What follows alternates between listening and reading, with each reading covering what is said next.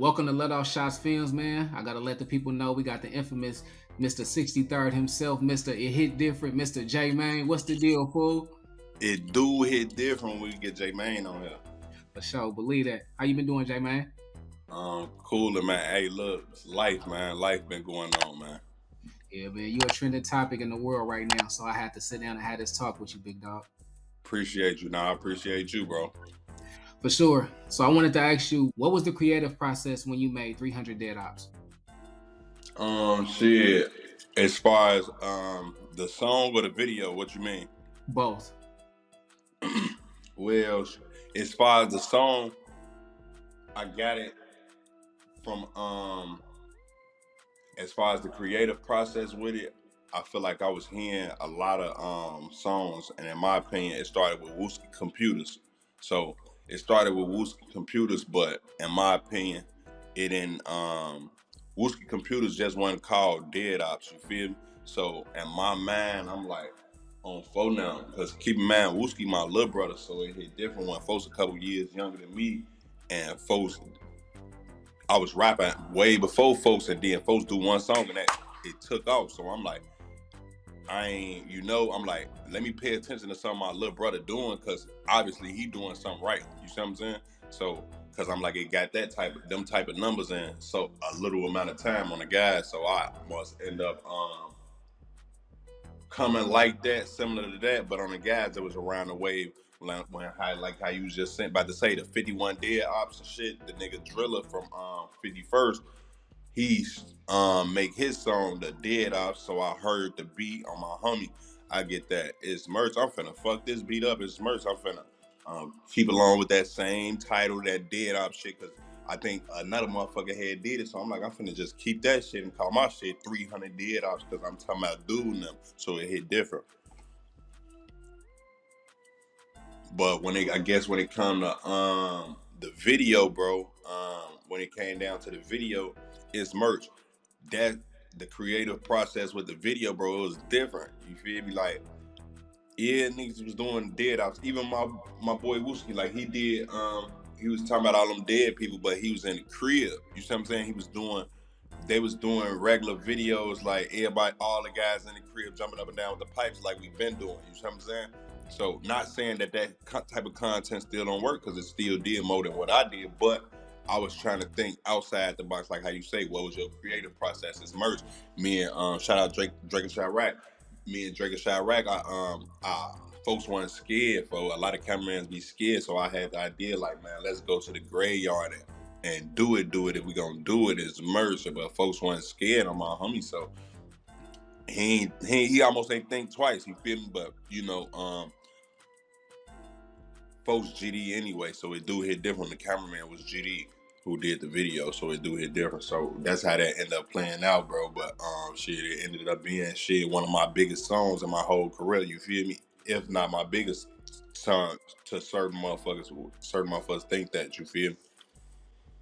For sure, man. And I gotta tell you, man, I actually found out about you through my little nephew. I got two twin nephews, one named Cash and one named Armani, right? And me and Armani, we on the FBG side, you know what I'm saying? And my other nephew, he on the King Von Lil Durk side. So my nephew like, bro, you gotta hear FYB J MANE, this and all the ops. I'm like, what's that shit called? He like, nigga, 300 Dead Ops. I typed that shit up. I see you in there going crazy. Yeah. It was different, bro. Like I say, with 300 Dead Ops, it's a difference with you and the guys just talking about it. 300 Dead Ops, bro. I took a motherfucker to the dead people that I'm naming in this song. I'm taking a motherfucker right to the graveyard. So you picturing everything word for word. Fuck your homie, he did. Fuck your homie, he did. You seeing that shit? Ain't no you picturing fuck your homie did. No, you really seeing this shit on camera. Fuck your homie, he did. You seeing that shit? Like, it was almost like and that's what I tell certain upcoming artists. The more you can match your lyrics word for word with your video, the more viral. Like, basically, the more it makes sense, the more viral it's gonna go on the guys. For sure. So I gotta ask you, how did you get Wooski back in the studio with A Nightmare on O Block? It's merch. Put it like this: what a lot of people don't understand about Wooski, bro. Folks' whole career, we had to make folks. You feel me? Besides computers, because y'all gotta understand, folks like a street nigga, you feel me? So folks ain't never cared about no music shit for real, you feel me? So but now folks now, as y'all finna see, we got this new thing, we bring it back to shit splash shit, so a new wave of it. So y'all about to be seeing a lot of Wooski, like no kizzy, no cap. Like I don't know if you've been paying attention to little certain interviews been dropping. Y'all about to be seeing Wooski a lot more. But how I got him back in the after all that time was basically like I could get on folks' ass like regular shit. You know, we the guys, folks, you know, Wooski, like, that's my little brother, like I said earlier, is merch. So it's to the point, man, motherfucker, if you don't woo, cause it's time, dude doing this, let's do that, bro. And shit, we made that shit happen. For them great, we just had a little misunderstanding when it came to the video. You know, I stay OT now.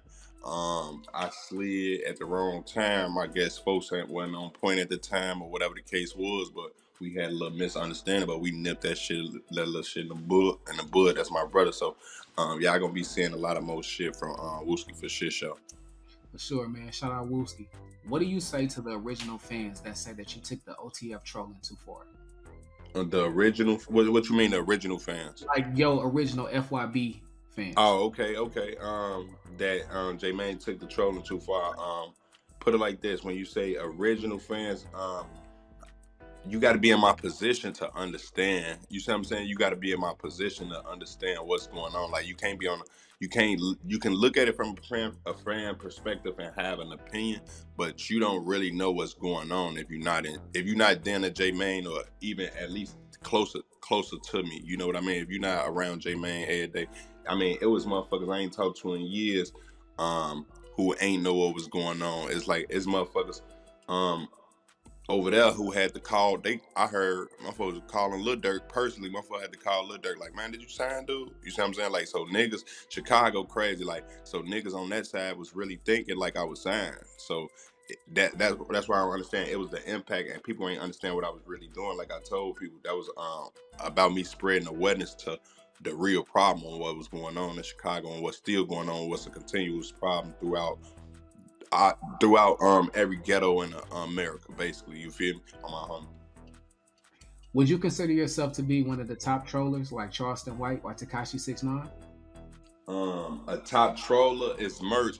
I feel like, and I hate that. In my opinion, I hate that word on For Them Gray. Like, troll is merch. I'm doing my 1-2 and it's getting the buzz. It do it different when I feel like I just be doing my 1-2 and my shit be buzzing. So I don't really like that troll word. And when you say 6ix9ine, and when you compare Tekashi and 6ix9ine, I mean, partner body, when you compare Charleston White and 6ix9ine, them two different people in my opinion too, though. Like when it comes to them two too, bro. Like them two different people too. Like 6ix9ine level of trolling, like going to Vaughn's mural, and I mean, partner body, going to O Block and putting the flowers down. I don't feel like you'll see Charleston White do no shit like that. You see what I'm saying? Like he more the talking type. Like you feel me? I wouldn't see him like doing shit like that. So I'm like, and can I say that that's troll? Like, and that's why I say certain shit, in my opinion, don't be trolling. Like it depends on what you look at as trolling. You see what I'm saying? Now, have I done some trolling? Yeah, I done done some trolling, but do I look at my whole career? Like, do I look at it as the top troller? No, because put it like this. With the shit I was just doing with that OTF shit, that was for the better cause. Like, a nigga, nobody, half these niggas ain't real enough to even do no shit like that and stand up for what's right about these kids that steady out here, these innocent motherfuckers who steady getting shot because of the shit that's been a continuous cycle, who ain't got no choice, who just being born into this shit. This murder, this shit going, like I told my fuck, the shit I was doing, bro, that shit for my kids, your kids, and our kids, they hit different. What made you get into blogging, and did you think it would take off right away the way it did? Shit, I got into blogging on accident on my homie. That shit was just like on accident. One day I was in the crib on bro, like regular as hell, like right now for them grade, like get to thinking about some shit on For Them. I don't know if I fried or what on my homie. I must get the it was some shit going on about the O Block shit or something on bro. Let me map this shit out. I might probably say in the comment or something. somewhere. I'm gonna map this shit out, and I must end up posting it, and it was on a piece of paper, and that piece of paper did like 150,000 views. I'm like, damn, I know 150,000 motherfuckers don't want to see me write because I never showed my face. Then I'm like, shit, what happened if I show my face on this motherfucker? And eventually I get to talking to me and shit. Them numbers start doing the same numbers as those and even better. So shit, I'm like, shit, I'll just be talking to this motherfucker. It do hit different. The producer who produced majority of your records said that you was bogus for not paying him. Can you let the people know just exactly what happened with that situation? That's not true. That producer did not produce most of my records. That's false. And what happened with that situation was the clearest I can explain it would be a person made it seem like, okay, that's like you tell me like, okay, this is okay, and this is okay for you to use, okay, and it's good on as far as the money tip and all of that. You see what I'm saying? We good. I guess J Mane wasn't, I guess, business savvy from what people were saying. In my opinion, I got finessed. You see what I'm saying? Like, basically, it was like the stuff that you hear about the music industry back in the day. Like, yeah, they snakes. You gotta watch out for them. Woo, they'll try to woo. Long story short, you used me till I got big enough to this point now. You see what I'm saying? To where I got a lot of notoriety now. Years later, yeah, I need some bread. No, fam, you should have did that shit day one. Now you wait till motherfucker blew up. Now you want to try to, you feel me? So it was just some backdoor shit. But, you know, shit, that shit, little shit to a big dog, you know that. Do you think that they ever put your music back up on YouTube, or do you think it's just down for good? At the same time, as far as it being down on YouTube, it might be, first of all, I got a new channel, so everybody go follow my new channel, FYB J MANE. It's the same name. I'm almost, I believe it's probably like at 8,000. So I'm on my way to 10K with that one. You know, they took the last one at 125K, I believe. So it do hit different when they took 125K, about roughly 33, 34 million views. It do hit different. So, but y'all gonna see me do that again. How was it that people from 63rd was cool with 051 Melly, but yet cool with Billionaire Black? Now that shit crazy. Cause it's the politics in Chicago on for them grade. Motherfuckers be I ain't got nothing to do with that, but you got put it like this. Motherfuckers pick and choose who to play with too. So I would say that that's how I looked at that situation. Billionaire, he was making motherfuckers pick sides. Like everybody had to pick a side. Like 051, was they making motherfuckers pick sides with that shit? I mean, they like put it like this. It wasn't like Billionaire and Welch were against 051 because Billionaire was on 63rd now, and it was almost like the 63rd motherfuckers on 63rd not in tour with 51st at that time. That's what was going on. You see what I'm saying? So it was almost, and then you got to understand certain niggas from the block. When I say the block, I'm talking about Jarrell City.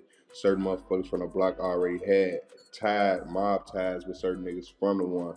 You see what I'm saying? So, in my opinion, that's why, and like certain niggas be, certain motherfuckers be locked in like that already, and then it's, certain shit went how it went, and it's the streets, bro. So, yeah, for that shit just got real sticky, for, and certain niggas, like I say, niggas just get to pick a sides, and like I say, when you know who your loyalty is to, you'll go further. But a lot of niggas get left, trying to play both sides on for them grade, do it different.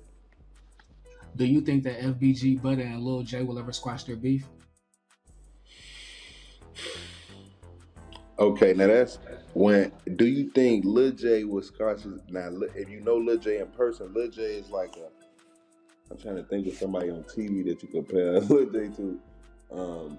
But put it like this, like Lil J don't get over too much, bro. Like, and then you snitched on this man in his eyes. That's what Lil J thinks. Lil J thinks you snitched on him. I don't. It's so much back and forth with that situation. You don't know what the fuck is real no more. Do I give a fuck? No, I don't give no fuck. I never did. You know what I'm saying? But it's the internet. Well, you know what I'm saying? The world care for some reason. You know what I'm saying? I don't give no fuck this Butter Snitch or Lil J Snitch. That shit ain't got shit to do with J Mane. You know what I'm saying? It do hit different. But can I have my opinion on that shit? Hell yeah. Do I think, yeah, Butter Snitch? Hell yeah, he was bogus on Fun Grade because we used to all like PM, motherfucker. At certain times, shit, I felt like you could have snitched on me. It do hit different. You know what I'm saying? So, but did Lil J snitch? Like how Butter said, it do hit different. And then if that's the case, Lil J, hell yeah, you bogus. Goof ass nigga, you could snitched on me. I feel the same way, vice versa. So it do hit different, bro. All you guys that have mutual parties with both of them, I feel like it's up to y'all to bring everybody to the table like the mob. Because you got to remember, J Man, you know, Duck gone, everybody gone. It's only you, Ruger, Yella, you know what I'm saying? But it's only a couple of y'all left. And you see what's going on with Mimo and 600 and the OTF and all that. You see they having their internal conflicts. So I feel like the best thing to do would be to get everybody on the same page and keep pushing forward. Bro. That make a lot of sense, gang. What was your relationship like with FBG Cash? Cash was a cool nigga. I ain't gonna cap. Folks was cool, funny as hell. You know, folks full of life, bro. Just full of life, bro. Was we the closest partners? Hell no. We had looked off in age, like folks a couple years older than me, so I'm more closer to his younger brothers. I'm more closer to both of the younger brothers than I ever was to Cash because folks was older and for them like my age type shit.